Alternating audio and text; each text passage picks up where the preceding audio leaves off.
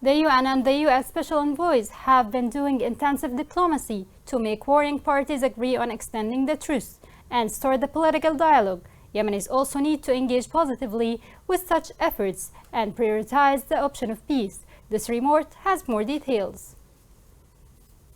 The United States remains deeply concerned that the Houthi have failed to set negotiations on a path to a more durable peace and have instead taken actions that undermine peace efforts and threaten to plunge Yemenis into another pointless cycle of violence and suffering, despite the key elements of the United Nations mediated truce between the Yemen government and the Houthis. The Ambassador Richard Mills, Deputy U.S. Representative of the United Nations, declared during the United Nations Security Council meeting on Yemen that recent Houthi terrorist attacks on the Adhabba oil terminal and the Qina seaport are unacceptable. Besides, they are an affront to the Yemeni people and the entire international community. These Houthi attacks on commercial vessels delivering essential goods are directly intensifying the suffering of the Yemeni people and threaten to plunge the country back into conflict. In addition, the U.S. Navy interdicted 170 tons of lethal materials used as missiles, fuel components, and explosives that were hidden aboard a ship bound for Yemen from Iran on November 16th.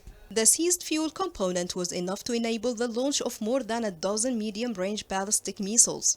And these actions will only further cripple Yemen's economy, lead to a resurgence in civilians' death, and worsen the humanitarian crisis. He added, saying that we urge the Houthis to take another path and seize this moment and choose to end 8 years of devastating war. We call on Houthis to engage in good faith, United Nations-led negotiations and return Yemen to the path of peace through a negotiated, inclusive Yemeni-led political settlement. Millions of Yemenis are calling for peace, justice, and economic stability.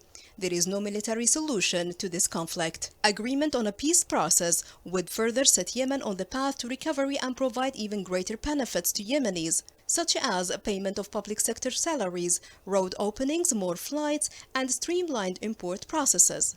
The U.S. Special Envoy for Yemen, Tim Lenderking, said that at this critical moment, we remind the Houthis that Yemenis are calling for peace, not a return to war.